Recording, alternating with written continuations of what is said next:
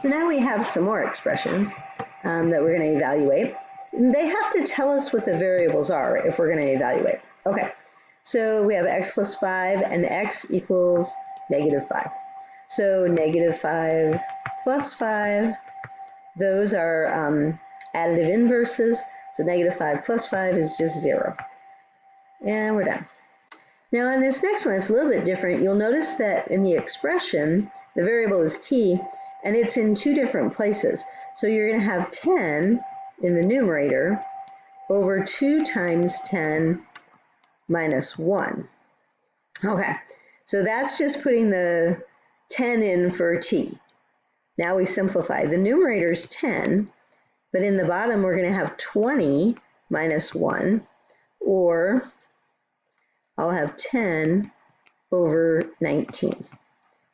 Now, that does not reduce as a fraction. It doesn't simplify, and I'm going to leave it just as a fraction. If you wanted a decimal approximation, you could get one on a calculator, but there's no need to do that. Okay. Now we have 4/3 pi r cubed, but r is 5. So I'm going to put those parentheses in so I know I'm just cubing that 5. Now I know what 5 cubed is. It's 5 times 5 times 5, which is 125. Now, how am I going to simplify that?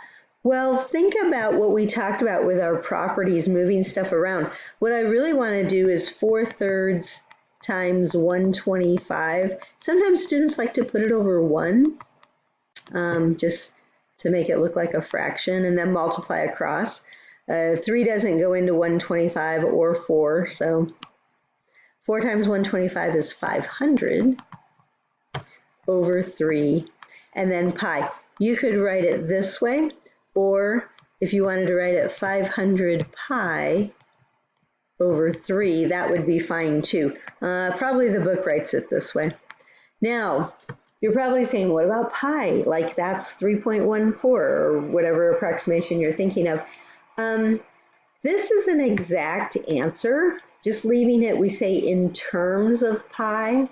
So you can get a decimal approximation on a calculator for it, but for an exact answer, you would just leave it 500 over 3 times pi. And it's a number. It's no longer got any variables in it. That's how we write it. So I don't know if that was exciting, but maybe.